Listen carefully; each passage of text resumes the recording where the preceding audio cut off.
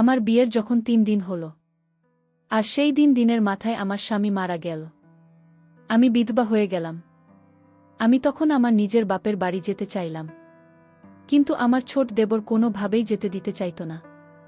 আমি দেবের কথায় রাজি হয়ে শ্বশুর বাড়িতে থাকতাম, কিন্তু দেব যে এত খারাপ হতে পারে তা আমি জানতাম না। হঠাৎ একদিন আমি অসুস্থ হয়ে গেলাম। তখন সবাই আমাকে ডাক্তারের কাছে নিয়ে গেল, আর ডাক্তার পরীক্ষা করে বলল আমি নাকি মা হতে চলেছি। কিন্তু কিভাবে মা হলাম বন্ধুরা, সেটা শোনার পর তোমার মাথা গরম হয়ে যাবে। তাহলে আসল ঘটনাটি খুলে বলি। শ্বশুর বাড়িতে আমরা মোট 3 জন থাকতাম, আমি, শাশুড়িও আমার দেবর। স্বামী মারা যাওয়ার পরে আমি শ্বশুর বাড়ি ছেড়ে কোথাও যাইনি, কারণ আমি ছোটবেলা থেকেই দাদাদের কাছে মানুষ হয়েছিলাম। আমার বাবা মায়ের মারা যাওয়ার পরে দাদারাই আমাকে মানুষ করেছিল, কিন্তু দাদারা যেহেতু নিজের বউ বাচ্চাদের নিয়ে ব্যস্ত হয়ে পড়েছিল, তাই আমি শ্বশুর বাড়ি ছেড়ে দিয়ে দাদাদের কাছে বোঝা হতে চাইনি। আমি তো স্বামীকে ভীষণ ভালোবাসতাম, তার সঙ্গে 7 বছর কাটিয়েছিলাম। যে সময়টুকু স্বামীর সঙ্গে কাটিয়েছিলাম সেই সময়টা আমার জীবনের সবথেকে মূল্যবান সময় ছিল। জানি না কেন আল্লাহতালা আমার কাছ থেকে আমার স্বামীকে কেড়ে নিয়েছিলেন। স্বামীর সঙ্গেই কয়েকটা বছর থাকার পরেও আমি মা হতে পারিনি, তাই ভেবেছিলাম শ্বশুরবাড়িতে থেকে শাশুড়ির সেবা যত্ন করব, কারণ উনি তো আমার স্বামীর মা ছিলেন। তাই আমি ওনাকে নিজের মায়ের মতোই মনে করতাম এবং ওনার খুব খেয়াল রাখতাম। শাশুড়ির সমস্ত কিছু দায়িত্ব আমি পালন করতাম, যেমন ওনাকে সঠিক সময়ে ওষুধ খাওয়ানো, সময় মতো খাবার দাবার খাওয়ানো, ওনার জামাকাপড় পরিষ্কার পরিচ্ছন্ন করা এবং ডাক্তারের কাছে নিয়ে যাওয়া, এই সব কিছু আমি করতাম। তাই উনি আমাকে মেয়ের মতো করে ভালোবাসতেন। আমার মনে এই বিশ্বাস ছিল যে শাশুড়ি কোনোদিন আমাকে এই বাড়ি ছেড়ে চলে যেতে বলবেন না। স্বামী ছাড়া তো আমার এই বাড়িতে আর কোনো অস্তিত্বই ছিল না, কিন্তু তা ও শাশুড়ি কোনোদিনই বাড়ি থেকে আমাকে বের করবে না। কিন্তু আমার মনে হয় এটা ভুল ধারণা ছিল, কারণ উনি তো আমার পেছনে এটাই বলতেন যে এই মেয়েটা তো আমার ছেলেকে আগেই খেয়ে নিয়েছে আর এখন আমার মাথায় এসে জুটেছে। এই মেয়েটা তো আমার বাড়ি ছেড়ে যেতেও চায় না। তার মানে উনি শুধু আমার মুখের সামনে মিথ্যা ভালোবাসার নাটক করতেন। উনার মনে তো আমার প্রতি কোনো ভালোবাসা ছিল না। এদিকে প্রত্যেকদিন রাতে আমার দেবর যখন বাইরের কাজকর্ম সেরে বাড়ি ফিরে আসত, তখন আমি ওদের সারা রাত গল্প করতাম। আমার দেশ, আমি বয়স কম, তাও তার সাথে গল্প করলে আমার মনটা ভরে যায়। আমি এই চোর দেশে, আমি মুখের মায়ের বাড়িতে পড়ে আছি।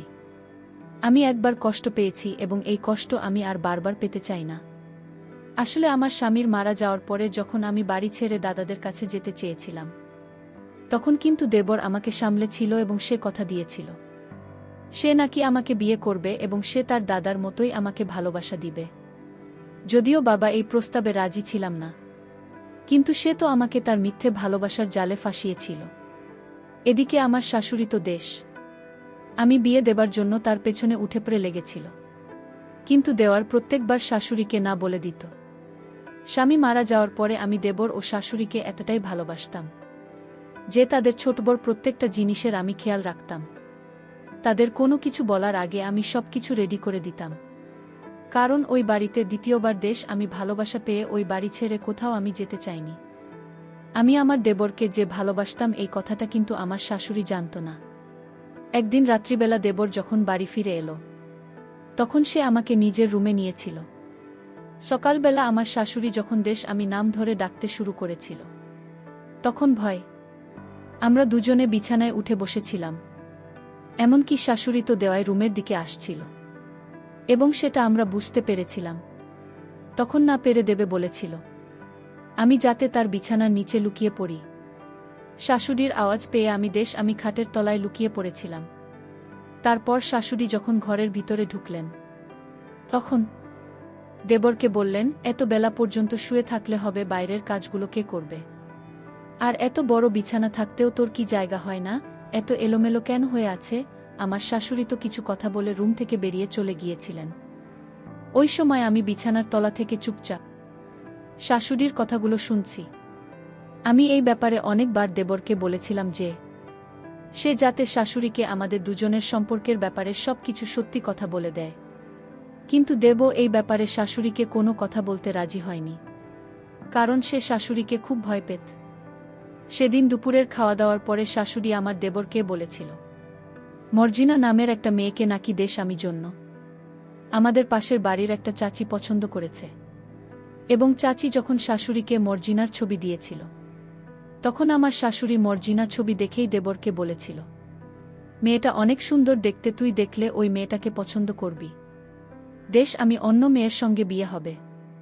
এই কথাটা শুনলেই কিন্তু আমার কষ্টে বুকটা ফেটে যেত, কারণ স্বামী মারা যাওয়ার পরে আমি দেবরকে সত্যি মন থেকে খুবই ভালোবেসেছিলাম এবং সেও আমাকে ভালোবাসত। আমিও সময় বরকে চোখে চোখে ইশারা করে এই সমস্তটা বাতিল করতে বলেছিলাম, কিন্তু সে আমার কোনো কথা শোনেনি। সে তার মাকে মাথা নাড়িয়ে হ্যাঁ বলেছিল, এমনকি আমার শাশুড়ি বলছিল উনি নাকি দেবের নাম্বার মর্জিনাকে দিয়েছেন এবং তারা দুজনে নাকি বিয়ের আগে একে অপরের সঙ্গে কথা বলে নেবে। সেদিন দেবের সঙ্গে আমি পার্সোনাল ভাবে যখন কথা বলছিলাম, তখন ওকে বলেছিলাম, তুমি তো আমাকে বিয়ে করবে বলে কথা দিয়েছিলে, তাহলে তুমি মায়ের কথায় কেন রাজি হয়েছ? দেব তখন বলেছিল, আমার কাছে আর কোনো উপায় ছিল না। ওই সময় মাকে আমি কি বলতাম যে আমি আমার বিধবা ভাবিকে ভালোবাসি? দেবের কথা শুনে আমি খুবই আশ্চর্য হয়েছিলাম, আমার সঙ্গে তার প্রত্যেক দিন রাতে। কিন্তু তার মাকে এটা বলার সাহস হয়নি যে সে আমাকে ভালোবাসে এবং আমাকে বিয়ে করতে চায়। এমনকি আমার দেবর তো মর্জিনার ছবি দেখে তাকে পছন্দ করার পরে তার সঙ্গে দেখাও করত, এবং এটা আমি অনেক পরে জানতে পেরেছিলাম। তারপরেও সে অনবরত আমাকে মিথ্যে কথা বলে চলেছিল যে সে তো আমাকে বিয়ে করবে, শুধুমাত্র তার মায়ের মনে রাখার জন্য নাকি মর্জিনার সঙ্গে সে 1-2 দিন কথা বলেছে, কিন্তু সে তো প্রত্যেক দিন মর্জিনার সঙ্গে দেখা করত। এমনকি 1 মাস পরে যখন মর্জিনার বাবা মর্জিনাকে সঙ্গে করে আমাদের বাড়িতে নিয়ে আসে দেবর ও তার বিয়ের ব্যাপারে কথা বলতে, তখন আমি কিন্তু বুকে পাথর রেখে তাদের জন্য সব কিছুর আয়োজন করেছিলাম। এবং জানি না কেন এত কিছু হয়ে যাওয়ার পরেও স্বামীর উপরে আমার ভরসা ছিল যে সে আমাকে ঠকাবে না এবং খুব তাড়াতাড়ি শাশুড়িকে আমাদের ব্যাপারে বলবে। এমনকি মর্জিনার সঙ্গে স্বামী বিয়ের কথা শুনে আমি যখন কান্নাকাটি করতাম, তখন কিন্তু দেবর আমাকে বুঝিয়ে বলত, তুমি একদম চিন্তা করো না, বিয়ে তো আমি তোমাকে করব, এবং আমরা যদি হঠাৎ করে মাকে বলি যে আমাদের দুজনের সম্পর্ক আছে, তাহলে মা কিন্তু আমাদের খারাপ ভেবে বসবে। তাই আমাদেরকে একটা প্ল্যান করতে হবে। মাকে রাজি করাতে এভাবে আমাদের দিন কাটছিল। আমি তো এটা ভেবে অস্থির ছিলাম যে আমি যদি দেবরকে হারিয়ে ফেলি, তাহলে আমি কার ভরসায় বেঁচে থাকব? আমি তো দেবরকে কোনো মতে নিজেকে হারাতে চাইনি। তাই আমি আল্লাহর কাছে দোয়া চাইতাম যাতে আমাদের মধ্যে সব কিছু ঠিক হয়ে যায় এবং আমার শাশুড়ি যাতে আমাদের দুজনের সম্পর্কটাকে মেনে নেয়।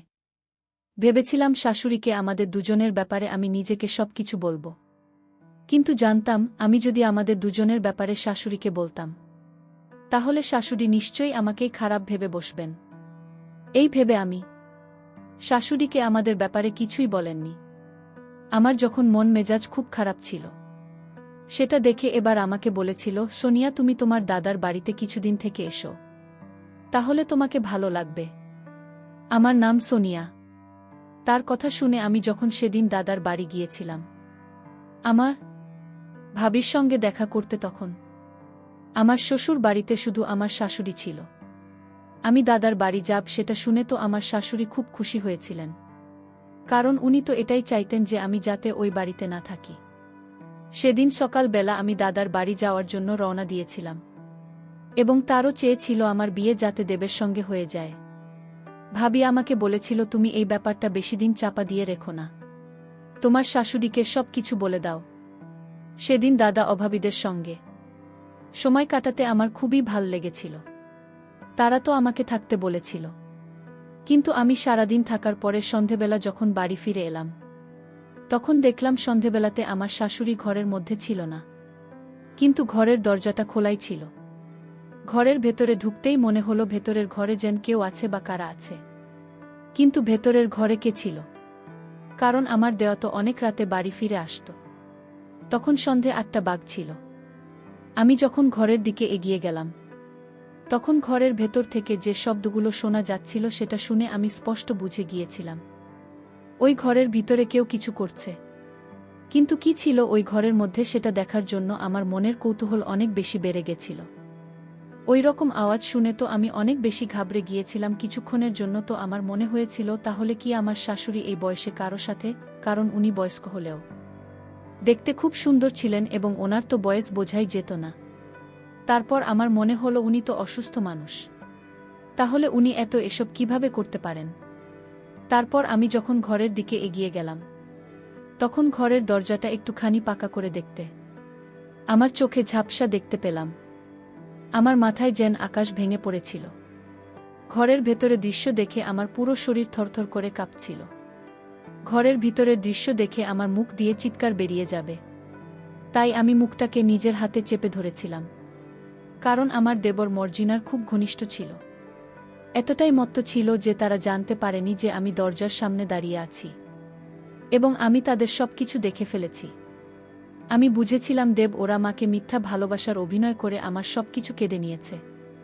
তারপরে আমি দেবরকে বুঝতেই দেয়নি যে আমি তার আসল চেহারা দেখে নিয়েছি। তারপরের দিন আমি মর্জিনার সঙ্গে পার্সোনালভাবে দেখা করতে গিয়েছিলাম এবং তাকে বলেছিলাম যে আমার সঙ্গে দেবের অনেক আগে থেকেই বিয়ে হবার কথা এবং সে যাতে এই বিয়েটা ভেঙে দেয়। তখন মর্জিনা অনেক আশ্চর্য হয়ে আমাকে বলেছিল, ভাবি তুমি এটা কেমন কথা বলছো? আমি তো দেবরকে ভালোবাসতে লেগেছে এবং মূলত বলেছে সে আমাকে ভালোবাসে, আর দেব ওর যদি তোমাকে ভালোবাসে তাহলে সে আমাকে কেন পছন্দ করেছে? ওই সময় আমি নিজের মতো করে মর্জিনাকে অনেক বোঝানোর চেষ্টা করেছিলাম। আমি জানতাম এসব কথা শুনে তাকে অনেক আঘাত লাগবে, কিন্তু বিয়ের আগে আমার দেবর ব্যাপারে সত্যি কথা জানান মর্জিনার খুব জরুরি ছিল। কারণ সেদিন আমি বুঝে গিয়েছিলাম যে আমার দেবর একজন বেঈমান লোক। শুধু আমাকে নয়, সে তো মর্জিনাকেও ঠকাচ্ছিল। আমারও তার নিজের ব্যাপারে সত্য কথা না বলে। তারপর আমার মুখ থেকে দেব বরেরও আমার ব্যাপারে সবকিছু শুনে মর্জিনা কাঁদতে কাঁদতে সেখান থেকে বাড়ি চলে গিয়েছিল। সেদিন সন্ধেবেলায় মর্জিনার বাবা ও মর্জিনা আমাদের বাড়িতে এসে শাশুড়িকে বলেছিল, আমি আপনার ছেলের সঙ্গে আমার মেয়ের বিয়ে দেব না, কারণ আমি জানতাম না যে আপনার বর বোমা একজন চরিত্রহীন মহিলা। আপনার বাড়ির বোমা আপনার ছেলের সঙ্গে মুখ কালো করেছে, এ ব্যাপারে আপনি জানেন না।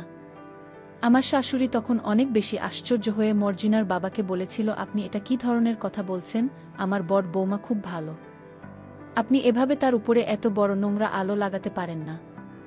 তখন মর্জিনার বাবা আমার শাশুড়িকে বলেছিল, যদি আমার কথায় বিশ্বাস না হয় তাহলে জিজ্ঞেস করেন আপনার ছেলে ও বৌমাকে যে তারা আপনার আড়ালে কি করেছে, আপনার ছোট ছেলের সাথে প্রতিদিন রাতে। তারপর একদিন আমি অসুস্থ হয়ে পড়ি। তারপর আমাকে হাসপাতালে নেওয়া হয়, আর ডাক্তাররা বলল আপনার বোমা তোমা হতে চলেছে। মর্জিনার কানে এই সংবাদ গেল। মর্জিনা তাকে ঘৃণা করতে শুরু করল। আপনার চরিত্রহীন বোমান। সেদিন আমি থাকতে না পেরে শাশুড়িকে সবকিছু সত্যি কথা বলেছিলাম, যে বেশ কয়েক বছর থেকেই দেবের সঙ্গে তার অন্যরকম সম্পর্ক রয়েছে। কারণ দেবর আমাকে কথা দিয়েছিল যে সে আমাকে বিয়ে করবে। ওই সময় ওর যা বলেছিল সেটা শুনে তো আমার মাথায় যেন আকাশ ভেঙে পড়েছিল। আমি তো স্বপ্নেও ভাবতে পারিনি যে একটা মানুষ এতটা বেঈমান হতে পারে। দেব তখন তার মাকে বলেছিল, মা ভাবি একদম মিথ্যে কথা বলছে, ভাবি প্রত্যেক দিন রাতে আমার ঘরে আসত, কিন্তু আমি ভাবিকে বাধা দিয়ে রেখেছি। আমি আমাকে প্রত্যেক দিন অনুরোধ করে যাতে আমি তাকে তাড়াতাড়ি বিয়ে করি। ভাবি আমাকে বদনাম করার চেষ্টা করছে। আমি যদি ভাবি কি ভালোবাসতাম তাহলে মর্জিনাকে কেন পছন্দ করতাম? এভাবে জোরজবরদস্তি আমাকে বিয়ে করতে চাইছে, কিন্তু আমি তাকে কোনোদিন সেরকম নজরে দেখিনি। তাই সে এখন মর্জিনার সঙ্গে আমার সম্পর্কটাকে নষ্ট করার জন্য মর্জিনাকে আমার নিজের ব্যাপারে মিথ্যে কথা বলছে। মিথ্যে কথা শুনে আমার মুখ দিয়ে একটা কথা বের হয়নি, কারণ ওই সময় আমি এত বেশি আশ্চর্য হয়েছিলাম যে আমার তখন কথা বলারও ক্ষমতা ছিল না। তারপর শাশুড়ি আমার কাছে এগিয়ে এসে আমার গালে চড় মেরেছিল এবং আমাকে অনেক জোরে একটা ধাক্কা মেরে মেঝেতে ফেলে দিয়েছিল। ও বলেছিল, আমি তো ভাবতেই পারিনি যে তুই আমার ছেলেকে এভাবে বদনাম করবেন। ওই সময় আমার চোখ দিয়ে জল ঝরে যাচ্ছিল। অনেক চেষ্টা করেছিলাম নিজেকে সঠিক প্রমাণিত করার, কিন্তু শাশুড়ি আমার কোনো কথাতেই বিশ্বাস করেনি। তারপর আমার শাশুড়ি যখন মর্জিনার ও তার বাবাকে হাত জোট করে বলেছিল যাতে তারা এই বিয়েটা না ভাঙে, তখন দেবর মর্জিনার হাতে পায়ে ধরে বলেছিল, মর্জিনা, আমি তোমাকে অনেক ভালোবাসি, আমি তোমাকে হারাতে চাই না, তুমি আমাকে একটা সুযোগ দাও, আমি তোমাকে অনেক খুশি রাখব। তখন মর্জিনার বাবা মর্জিনাকে বলেছিল, সব কিছু জানার পরেও এর দায়িত্বটা আমি তোকে দিলাম। বন্ধুরা, আজকের গল্পটা এখানেই শেষ করলাম। ভালো লাগলে চ্যানেলটি সাবস্ক্রাইব করে পাশে থাকবেন। ধন্যবাদ।